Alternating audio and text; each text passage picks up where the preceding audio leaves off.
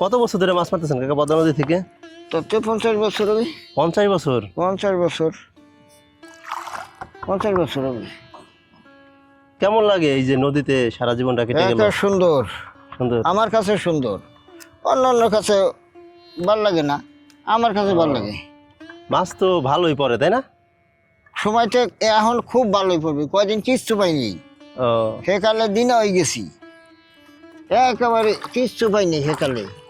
এই যে খালি পুঁটি পাইছি, কতদিন পাই নেই, এখন আবার আল্লাহ ভালোই পাবো। এই আষাঢ় মাস পর্যন্ত ভালোই পাওয়া যাবে। এই যে দেখুন, এই যে এইগুলো হচ্ছে এই যে বেলে মাছ। হ্যাঁ, এই যে ওর মধ্যে বড় আছে, এই যে হচ্ছে।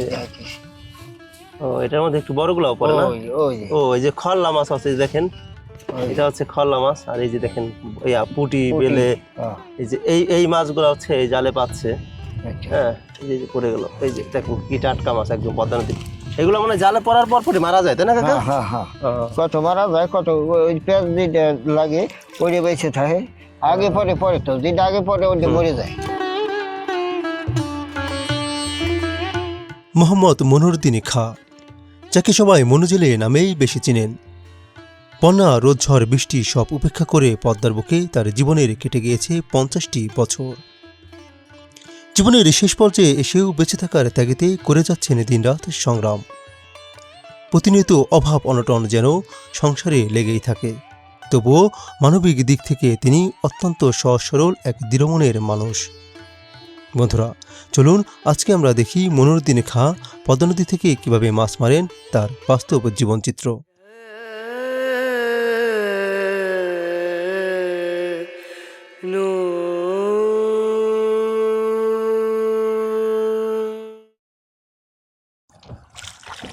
বন্ধুরা, আমরা এখন পদ্মা নদীর একদম মাঝামাঝিতে আছি। দেখুন একেবারে চারিপাশে নীল জল, পদ্মার জল এখন একদম পরিষ্কার নীল। আর এই যে আমাদের পিছনে যাকে দেখতে পাচ্ছেন নৌকা পাচ্ছে, এ কিন্তু আমাদের পরিচিত।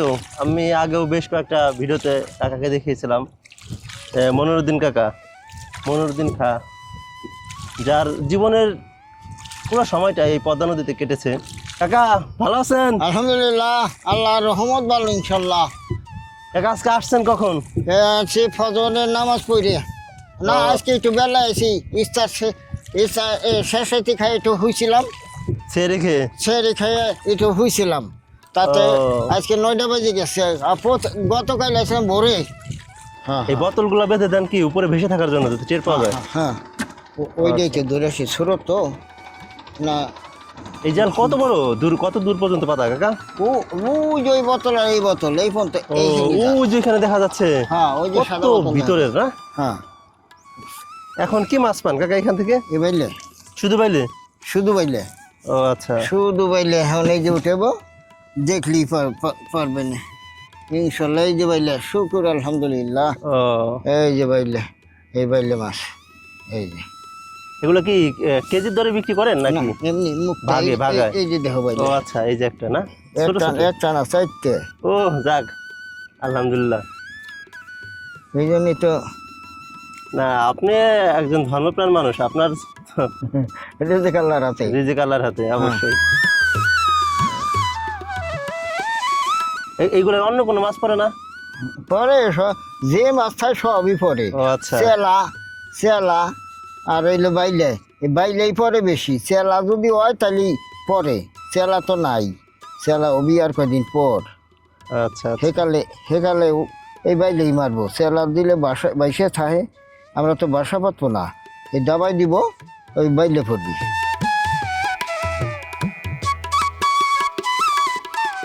এগুলো কি শ্যাওলা না? শেওলা, হ্যাঁ। জালে ওঠা মাছগুলো একটি একটি করে ছাড়িয়ে নৌকায় রাখছেন বিক্রি করার জন্য। সকালে কাকা মাছ মারার জন্য কখন আসেন? ওই যে আমি আসি হলো ডেলি ফজরের টাইমে। এখন রোজার দিন, এখন ওই যে শেষাইটি খাইয়ে তাতে ওই 8টা-9টা বাজে যায়, এই সময় আসতে আসতে। রোজা থাকেন? একটা রোজা আমার দিনের গুদে কালে তো রোজা, এত পরিশ্রম করেন তারপর তারপর রোজা থাকেন? রোজা। এই রোজা থাকলে মরে যায়, দুঃখ নাই। যাক, আলহামদুলিল্লাহ। আল্লাহ ভরসা, সব মালিকের হাতে। আপনার বয়স কত হবে এখন? 70 পার হয়ে গেছে। 70? হ্যাঁ, আপনার তো জীবনকাল এই নদীতেই কাটলো, তাই না? নদীতেই কাটাইলাম। ও আচ্ছা। আমার ব্যবসায়ী এই এটাই, মাছ মারা নদী থেকে? মাছ মারা নদীতে। কত বছর ধরে মাছ মারতেছেন কাকা পদ্মা নদী থেকে? তো 50 বছর হবে। 50 বছর? 50 বছর, 50 বছর হবে। কেমন লাগে এই যে নদীতে সারা জীবনটা কেটে গেল? একটা সুন্দর, সুন্দর। আমার কাছে সুন্দর, অন্য কাছে ভাল লাগে না, আমার কাছে ভাল লাগে। মাছ তো ভালোই পড়ে, তাই না? সময়টা এখন খুব ভালোই পড়বে, কয়দিন কিচ্ছু পাইনি। ও সেকালে দিনে হয়ে গেছি, একেবারে কিচ্ছু পাইনি সেকালে। এই যে খালি পুঁটি পাইছি, কতদিন পাই নেই, এখন আবার আল্লাহর কাছে ভালোই পাবো। এই আষাঢ় মাস পর্যন্ত ভালোই পাওয়া যাবে। কেমন টাকার মাছ পান কাকা এখন প্রতিদিন? 1000, 1200, 1500, 700, 800। পানির মাছ সব দিন একরকম হয় না, মানে যেদিন যেমন হয়। যেদিন আল্লাহ যা দেয়। আচ্ছা। নদীর জলে ভাসা জীবন, এ জীবন পেশায় নেই নির্দিষ্ট কোনো আয়। কোনোদিনই কিছুটা বেশি, কোনোদিনই কিছুটা কম, আবার কোনোদিন শূন্য হাতে ঘরে ফেরা। নামাজের সময় হলে কি এই নৌকার পর থেকে নামাজ পড়েন? হ্যাঁ, যাক। আর কোন জায়গা যাইনি, নৌকার পাড়ি নামাজ পড়ি, জাল ধরি যাই চলে আমার মতো আমি নামাজ পড়ি। এই নদীতে তো এখনো অনেক স্রোত, তো এত বয়স হয়ে গেছে আপনার, আমার তো সমস্যা নাই। এরপরে রোজা থাকেন, কষ্ট হয় না? কষ্ট তো নিতে আল্লাহ সৃষ্টি করে দিয়েছে, কষ্ট করার জন্য কষ্ট করি, সমস্যা নেই। কাকা এই যে এত পরিশ্রম করেন, এত বয়স হয়ে গেছে, এই নদী থেকে মাছ পায়, নদীতে তো মাছ মারা আপনার অনেক ঝুঁকিও আছে, তা তো অবশ্যই, অনেক রিস্ক আছে, কোনো তো সমস্যা নেই। এই সব কিছু মিলে কি আপনি জীবন নিয়ে কেমন? আল্লাহর রহমতে ভালো। আল্লাহর উপরে কি আপনার কোনো অভিযোগ আছে যে আমার এত পরিশ্রম করতে দিলা কেন, হ্যান ত্যান? না না, আমার কোনো অভিযোগ নেই। আল্লাহ তুমি যে হালে রাখো আমি শুকরিয়া আদায় করতেছেন? শুকরিয়া আদায়, আলহামদুলিল্লাহ। তুমি যে ফেলে ঘুরো আমি ঘুরি, তোমার অর্ডার ছাড়া ঘুরি না। তুমি যে সময় যে হুকুম করো আমি সেইটাই করি, তোমার হুকুম ছাড়া আমি চলি না।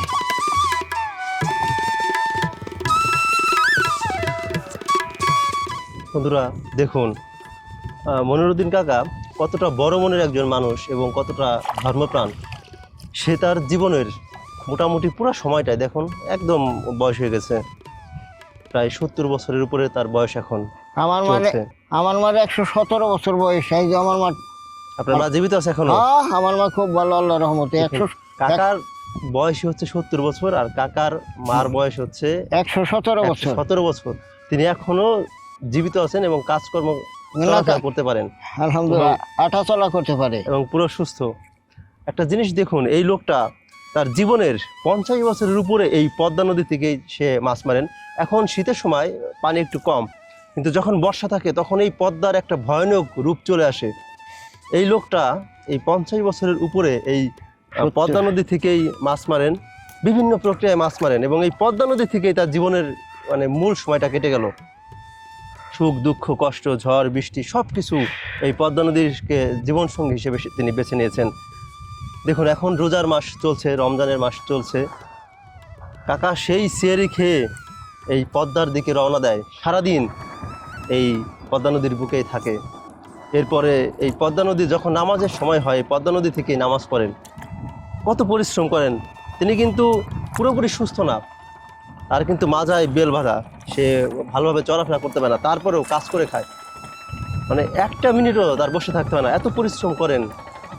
তারপরে উনি কিন্তু মানে খুব মানে টাকা পয়সা কামাই করেন। এই যে এখন আসছেন, এই জাল দিয়ে মাছ মারতেছেন, 500 টাকাও হতে পারে, 1000 টাকাও হতে পারে, আবার 200 টাকাও হতে পারে, আবার এই জাল কোনো ট্রলারে ছিঁড়ে টেনে নিয়েও চলে যেতে পারে, কোনো নিশ্চয়তা না। কিন্তু তারপরে উনি বলতেছেন যে আমি আমার কর্মে আসি, রিজিকের মালিক আল্লাহ, উপর আল্লাহ আমার রিজিকে যেটা রাখছে সেটাই দিবে। এই যে আল্লাহর উপরে যে আসলে কতটা আস্থা, আল্লাহর উপরে কতটা শুকরিয়া আদায় করা। আমি কাকাকে জিজ্ঞেস করলাম যে কাকা আপনি যে এত বয়স হয়ে গেছে এখন মাছ মারছেন, এত পরিশ্রম করেন, আপনার এই জীবন নিয়ে কোনো অভিযোগ আছে কিনা? তিনি বলতেছেন না, আমি খুব সুখে আছি, পরিশ্রম করে খাই তো কী হয়েছে, জীবনে তো জন্মই হয়েছে পরিশ্রম করার জন্য। উনি তারপরেও এত পরিশ্রমের পরেও উপর আল্লাহর প্রতি শুকরিয়া আদায় করেন।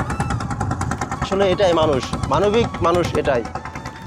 মানুষের আসলে উচ্চ ডিগ্রি, লক্ষ লক্ষ কোটি কোটি টাকা থাকলেই মানুষ আসলে মানবিক দিক থেকে মানুষ হতে পারে না। এই মানুষগুলোকে দেখুন, জীবনের কৈশোর, যৌবন, বার্ধক্য সব কিছুই এই জল আর মাটির সাথে কাটিয়ে দিল। আমি একটা বিষয় বলতে চাই, ওনার এলাকায় যারা আছেন চেয়ারম্যান মেম্বার, এই লোকটা এত পরিশ্রম করেন কিন্তু ওনার বয়স 70+, উনি বয়স্ক ভাতা পান না। এই বিষয়টা কর্তৃপক্ষের একটু নজরে আসা উচিত। এই ধরনের মানুষ যদি বয়স্ক ভাতা না পান, তাহলে গভর্নমেন্ট থেকে যে তহবিল বয়স্ক ভাতায় দেওয়া হয়, এটা আসলে কাদের জন্য? তো নীতিবান লোক যারা রয়েছেন, যারা রাজনীতির সাথে যুক্ত রয়েছেন, এই বিষয়টা অবশ্যই আপনারা দেখবেন। এই ধরনের মানুষ যদি বয়স্ক ভাতা না পায়, তাহলে এই বয়স্ক ভাতা উঠিয়ে দেওয়া উচিত। এটা কাউকেই দেওয়া উচিত না। কারণ এদের মতন লোক যদি বয়স্ক ভাতা বা সরকারি বিভিন্ন তহবিলের যে সাহায্য তহবিল আছে, এখান থেকে যদি সাহায্য না পায়, তাহলে আপনারা আসলে কাকে দেন? সাধারণ মানুষের জন্য রাজনীতি করুন, সাধারণ মানুষকে ভালোবাসুন, অসহায় মানুষের পাশে দাঁড়ান, তাহলে সেই মানুষ উপকৃত হবে, উপরে আল্লাহরও রহমত আপনাদের উপর আসবে। আল্লাহু আকবার।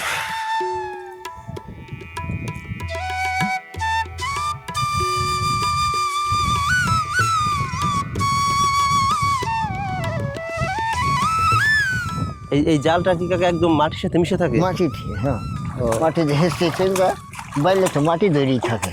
ও আচ্ছা, জালের তুষার অনেক কম, তাই না? অনেক কম, হ্যাঁ, এগুলি অনেকই কম থাকে।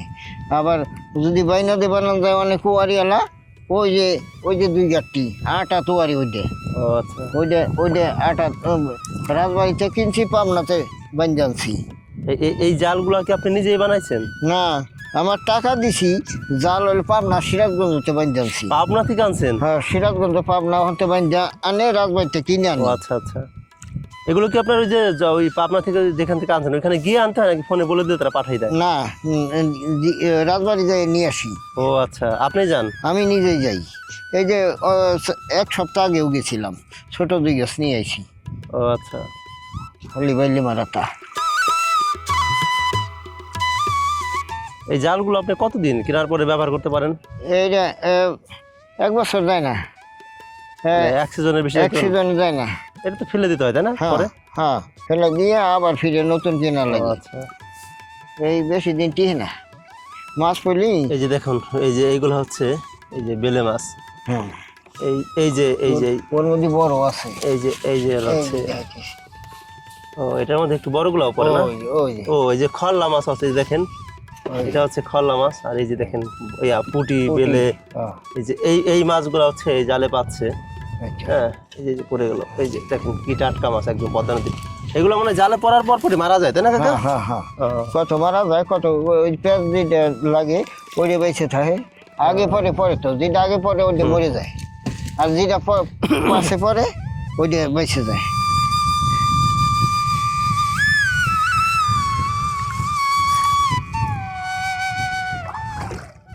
এটার সাথে আপনার ওই খল্লা মাছ যেগুলো পড়ছে কাকা, এটা কি জালেরই?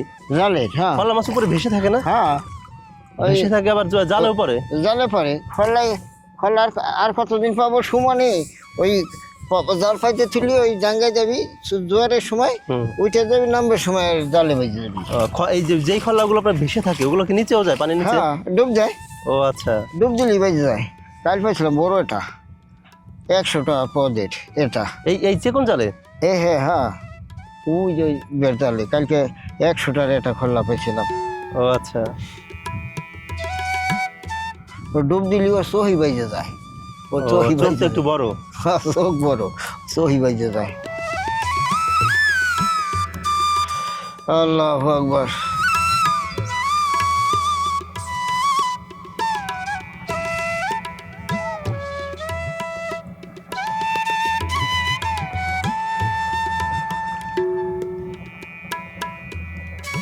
মাছ তো মোটামুটি ভালোই পড়ে, তাই না? আলহামদুলিল্লাহ, এনে ভালোই পড়বি, এনে ভালোই পড়বি। ওই যে ওই জাল উঠে বানি, ওই সাইড গাছে আরো বেশি পড়ছে।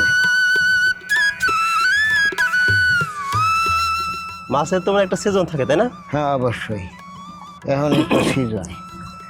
এই একটা জিনিস, জ্বর তো পেরে আসবি আর মারে পারবো না, সেখানে দৌড়েই হারে পারবো না। নদীতে উঠবি ঢেউ, আসবি তুফান, পড়বি ঠাটা, পলাই হারা লাগবি। আবার অত বাজবে না, হেলাই দিলি।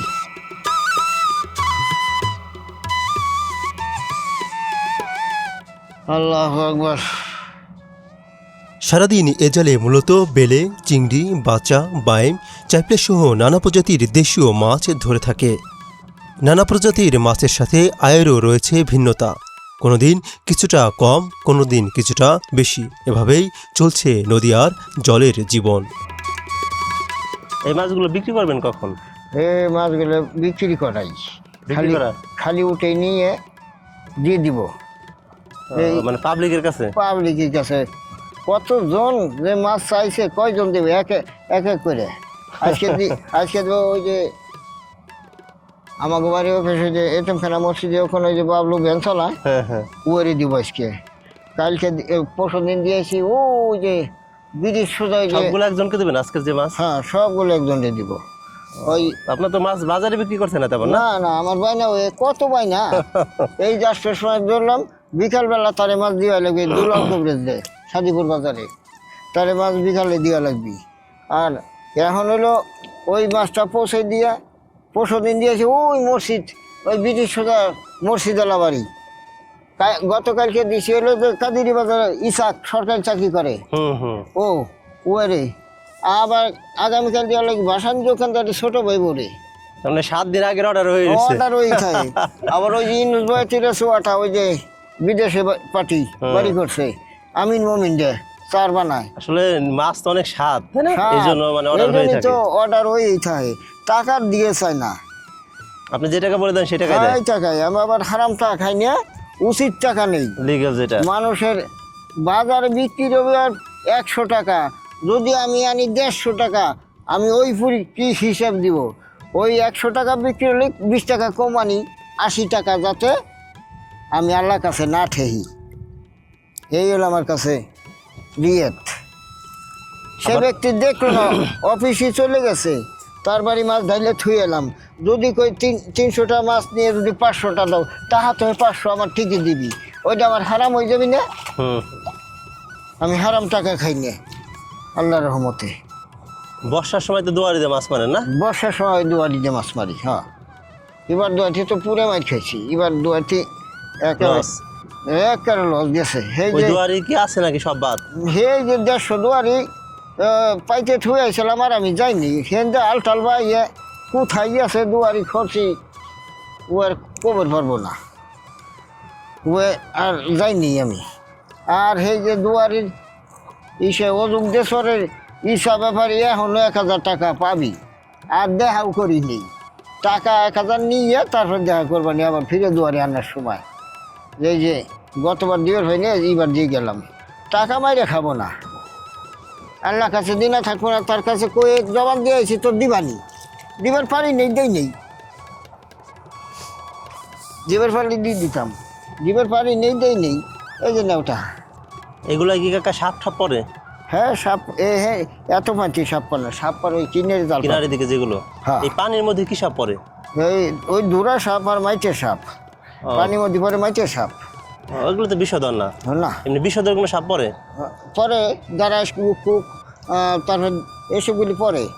ওই যে মতিয়ার কুম্পার যে কালে জাল পারতাম, সেই কালে পড়তো সমানে। এখন তো আসলে এই আপনার পানি একদম পরিষ্কার, তাই না? ওই বর্ষা হয় না, মতিয়ার কুম্পার জাল ভাতি না, মতিয়ার কুমি কত মাছ মারছি, সেকালে তো বর্ষা হইতো। সেকালে এই জাল কাকা পাচ্ছেন কখন? এই যে 9টা 10 যে কালে বাচ্চা আইসি, ওই সময় হেলাই ছেড়ে চলে গেছি। এই গাঠে তো না ছাড়ে আমি হেলাই ছেড়ে চলে গেছি, তাই এই জাল বাইটে এসে ওই যে টলার সোজা, ওই সোজাতে হেলাইছিলাম। ও, এটা এই সামনের দিকে আগে আসে একাই? হ্যাঁ, তাহলে আগে লাগছিল ওই ফিলে, আবার জোয়ার আইসে ঘুরে আইসে এই ফিলে। ও, এই অবস্থা। নাইলে মনে করলাম যে ওই ফিলে যাবে না, আমি ওই জাল উঠে ওই ফিলতে উঠে নিয়ে আসবানি, তা উল্টে চলে আসছে জাল। আলহামদুলিল্লাহ ওই গেছে আমার উঠেন। বলছে এক গাছ জাল কত হাত লম্বা? এইটা তো মাফা না, এইটা হলো সিরাজগঞ্জের জাল। ওই ও। এক জাইলের কাছে টাকা দিছিলাম, সেই জাল একটা দিক গেছে, 3টে নিয়ে আসার কথা। সে বলে অ্যাক্সিডেন্টে অসুস্থ হয়ে আছে, আমার ছেলে ফোন দিছিল। তাতে কয় হাত হবে এক গাছ জাল? এনে 300 হাত তো আছে। 300 হাত? 300 কত টাকা দাম পড়ে? এনে এই জালটার দাম যে কত নিবি, আমি টাকা পাঠাইছি সিরাজগঞ্জ ও আচ্ছা। সাইডটা জ্বালানোর জন্য। এনে যা আর একদিন বাড়িতে টাকা নিয়ে গেছে, কইছে যে টাকা আরো দেওয়া লাগবে। এনে কত দেওয়া লাগবে, 6,000 টাকা দিছি সাইডটা জ্বালের জন্য। যদি আরো চাই দিব, যদি লাগে দিওয়াই চলে। এটা আর পাতবেন না এখন আর না। আবার বাইকটা আইসা রে আবার বাটা 2টা বাটা দিবানি আবার ঈশার আজান পর্যন্ত। এই নেটা দিলাম, আইসা এটা দিয়ে হাইরে সব জাল এই চাপলে পাবানি হেকালে, খালি চাপলে সন্ধ্যায় আর বিকালে। ও আচ্ছা। হেকালে পাবানি খালি চাপলে।